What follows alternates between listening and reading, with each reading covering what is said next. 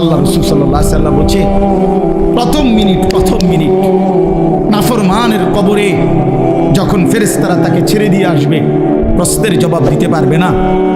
আল্লাহ তাআলা বলবেন ফেরেশতাকে, ফাআফরিশুহু মিনান নার, এই ফেরেশতারা এই বেঈমানের কবরের মধ্যে জাহান্নামের বিছানা বিছায়া দে, তার গায়ে জাহান্নামের পোশাক পরায়া দে, ওয়ালবাসুহু মিনান নার। এরপরে নবী বলেন কবরের মাটি তাকে প্রথম মিনিটেই ডান দিকের মাটি একটা ধাক্কা মারবে, বাম দিকের মাটি ডান দিকে চলে আসবে, ডান দিকের হাড্ডি পাঁজরের হাড় ভাঙ্গা বাম দিকে যাবে গা, বাম দিকের গুলো ভাঙ্গা দিকে চলে আসবে। তাখতালিফা আদলাউহু, এইভাবে অর্থ হইল ডান পাশের হাড় বাম পাশে ঢুকে যাবে, বাম পাশের গুলো ডান পাশে ঢুকে যাবে। ছেলেরা আমার, কি রঙে ফুর্তি করো বুঝি না ভাইয়া, কেন নামাজ পড়ো না তাও বুঝি না, কেন আল্লাহরে চিনলা না? কার দুনিয়া ভোগ করতেছ? কার দেহ, কার হাত, কার পা, কার চোখ, কার নাক, কার ব্রেন ভোগ করছো ভাইয়া আমার? কেন নামাজ পড়ো না? যে নামাজ পড়ে না সে তো মানুষ না, যার কপালে সেজদা নাই সে তো জানোয়ার, সে জানোয়ার।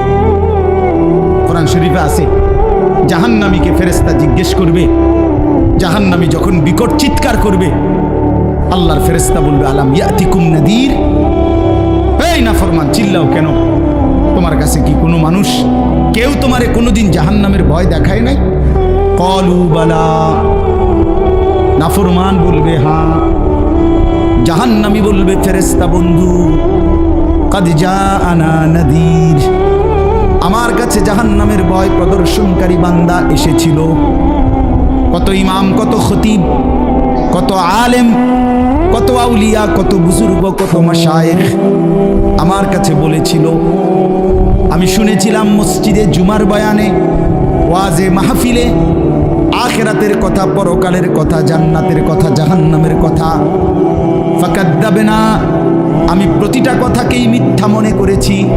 ওয়াকুলনা মা নাযালাল্লাহু মিন শাই, আর আমি বলেছিলাম এগুলো আল্লাহ নাজিল করে নাই।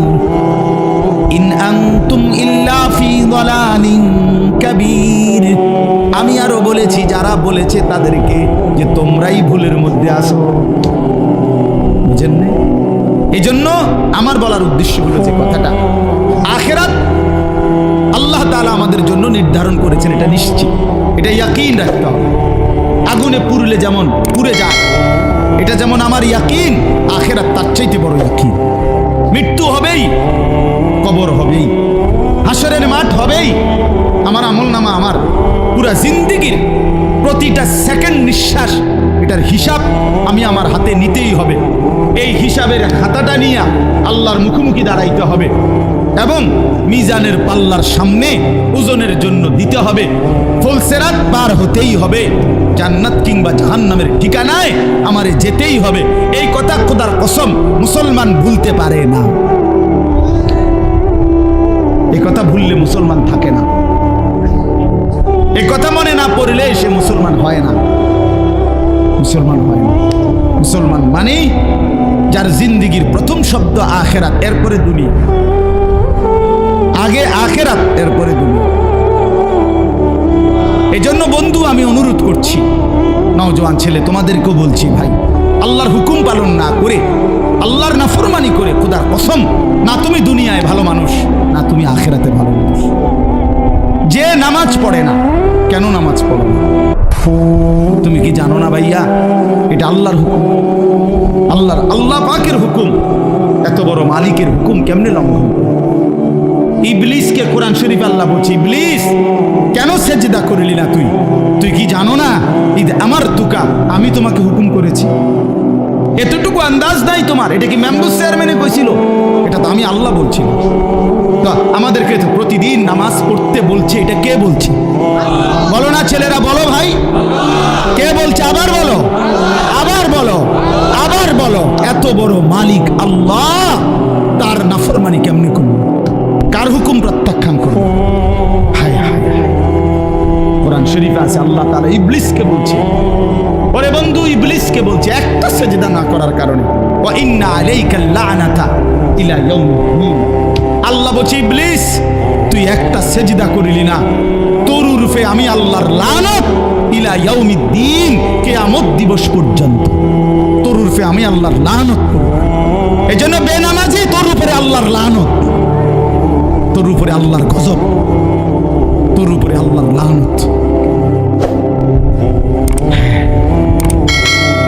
আল্লাহ তাআলা কোরআনে বলছে ইবলিস সেজদা দিলি না, অহংকার করলি, তুমি জানো না আমি আল্লাহর সামনে অহংকার করা সাজে না।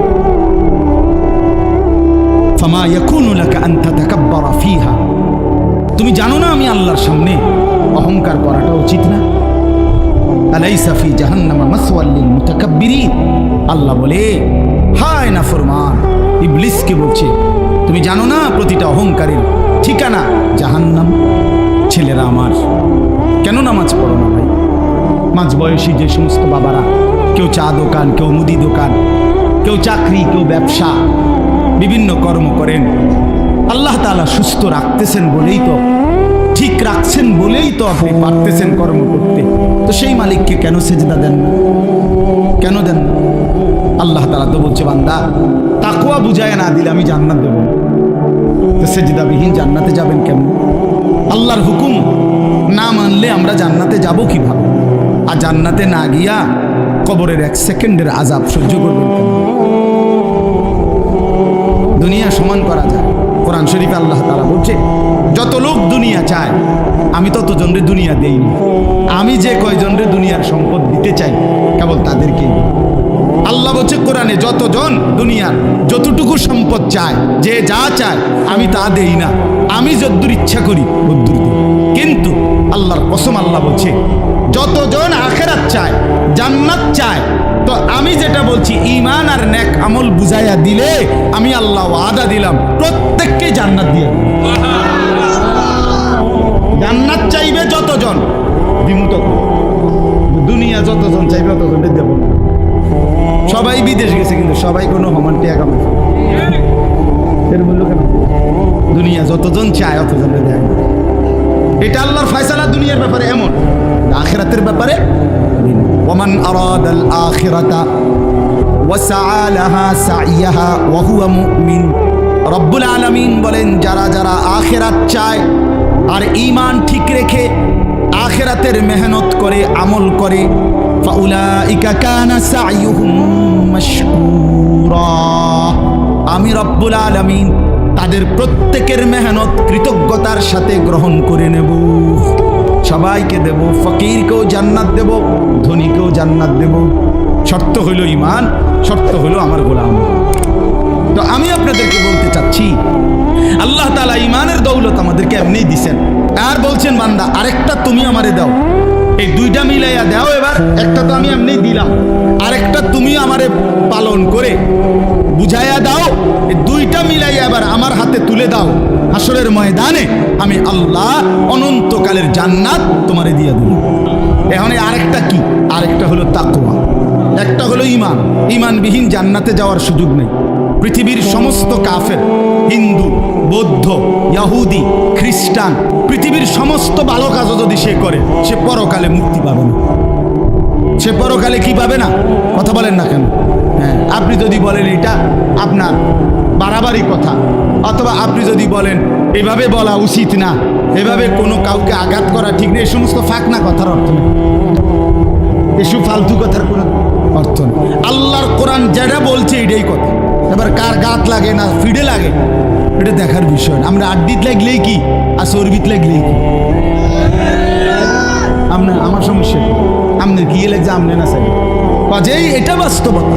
ওমান ইয়াবতাগি গায়রাল ইসলামি দীনান ফালা ইউকবাল মিনহু।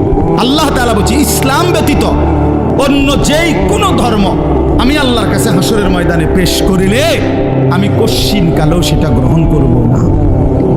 ওহুয়া ফিল আখিরাতি মিনাল খাসিরিন। রব্বুল আলামিন বলে নিশ্চিত সে আখিরাতে ক্ষতিগ্রস্ত হবে, লস খাবে। আল্লাযীনা যাল্লা সাইয়ুহুম ফিল হায়াতিদ দুনিয়া ওয়া হুম ইয়াহসাবুনা আন্নাহুম ইউহসিনুনা সুনআ। আল্লাহ বলে বহু নাফরমান আছে যারা দুনিয়ার রাত দিন মেহনত করে মনে করছে বড় ভালো কাজ করেছি, কিন্তু আল্লাহ তাআলা বলেন তারা মূলত গুমরাহ। কেন? কারণ হলো তারা বেঈমান।